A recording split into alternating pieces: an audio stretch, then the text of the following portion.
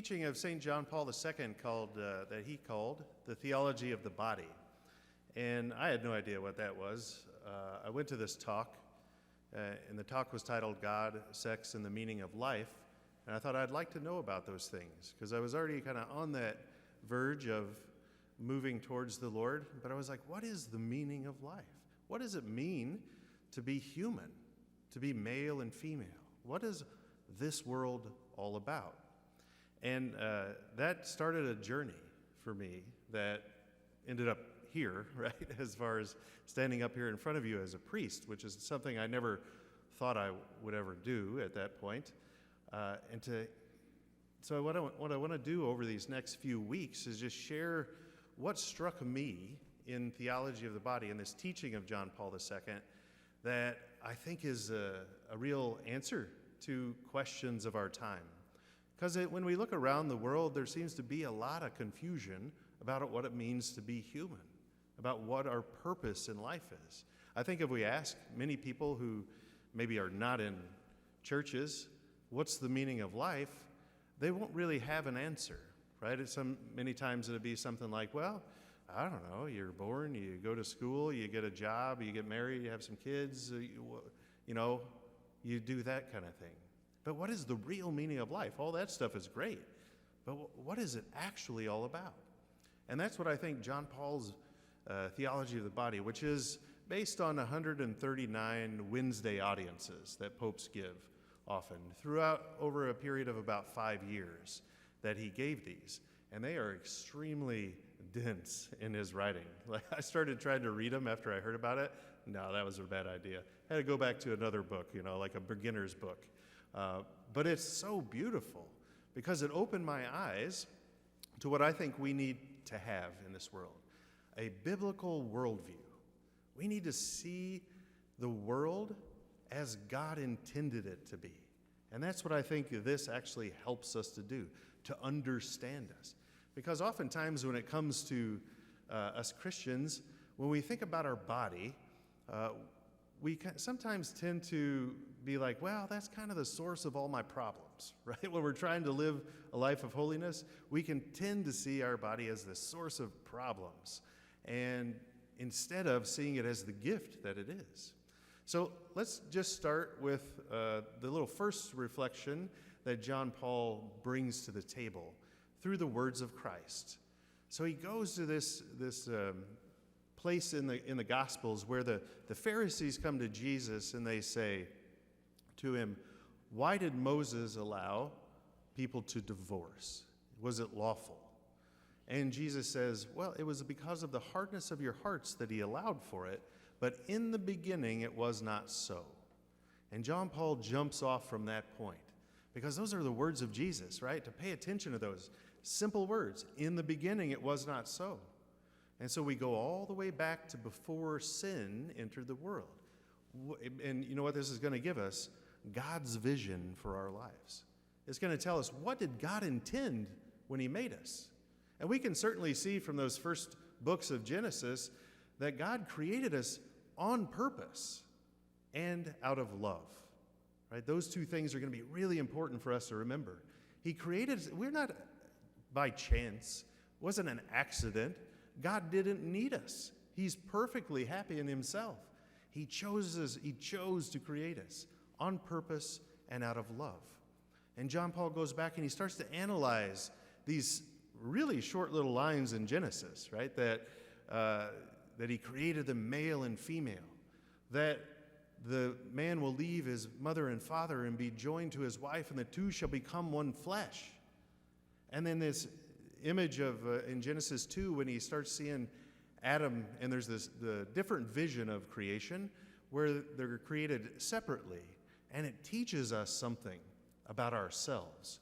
And here's what the key is. John Paul wants us to recognize that there's an echo in our own heart that goes back to that.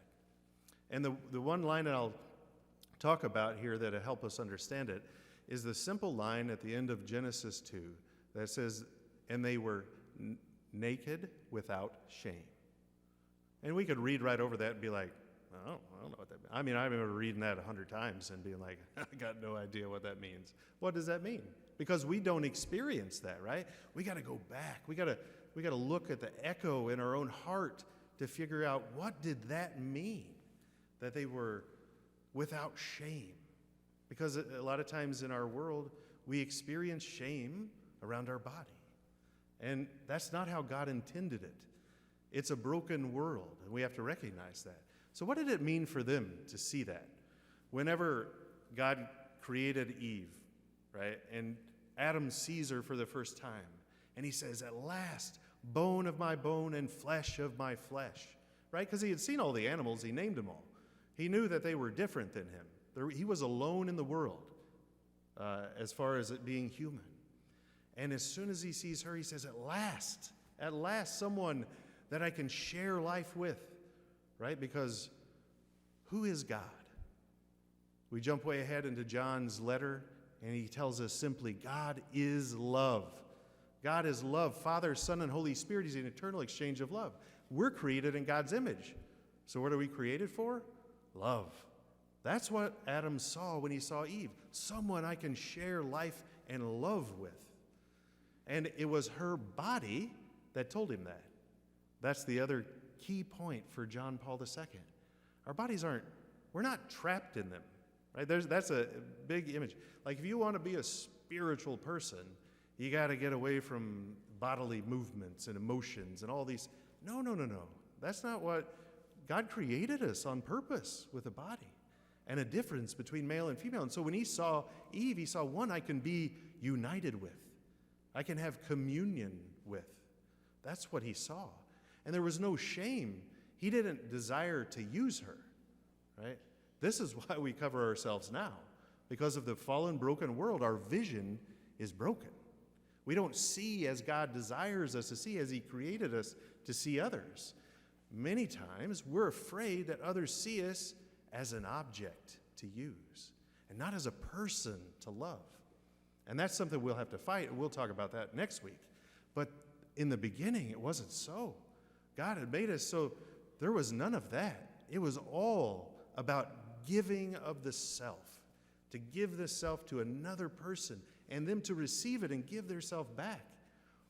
Why did God make us like this? Because he wanted to put into the world an image, a sacrament. Remember, sacraments are a visible thing that point to an invisible reality. A sacrament that points to his very inner life. That God is an exchange of love, right? And he created us in his image. So he wants us to experience that, and we are meant to be signs of that to the world. We're meant to make that known through our very bodies, through our relationships, to make it known to the world that God is love and that we're called to that. This is what we have to tap in this week. So maybe think about these things a little bit. Pray with them. Go back and read those parts in Genesis, that we were made for this. This is God's intention for us. And there's an echo of it still in our heart. And let me prove that to you, right? Every one of us in here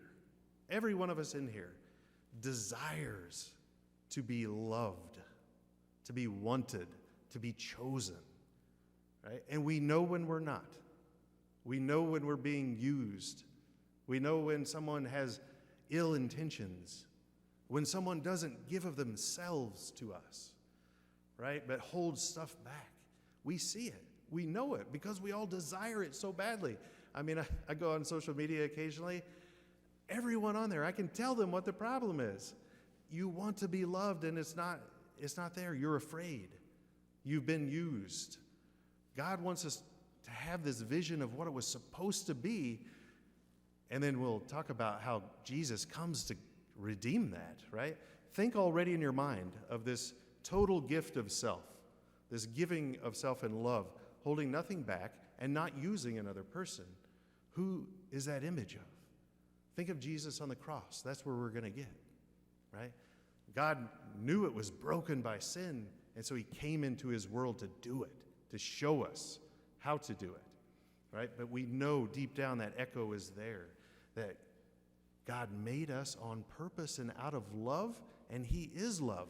And he desires us, being made in his image, to love as he does, right? It's hard in a broken world, but that echo is still there. We all want it. We all desire it. We all want to be loved fully. We all actually want to be loved so much that the other person is willing to give their entire life to you, right? We know it's there. We know it's the truth. And here's what the whole reason we're going to do this. Because if we don't know what we were created for, right, the vision that God had in his intention in creating us, and where we're going, how can we understand ourselves in the midst of this world? How can we understand the meaning of life in the midst of this broken world where there are so many competing views? That's why we want to get the vision that God had for us down. That's why we want to know that we have this echo in our heart that calls us back to the beginning. In the beginning, it was not so. People did not use one another. They did not look at each other as objects, but they looked at each other and they saw the person. Through the body, our person is made known. That's the beautiful thing. And we can get back there with Jesus' help. But we're going to stop there for tonight, just to meditate this week on that echo in your own heart that calls you back to the beginning, and look at God's intention for your life. He created you on purpose and out of love so that you can love like him.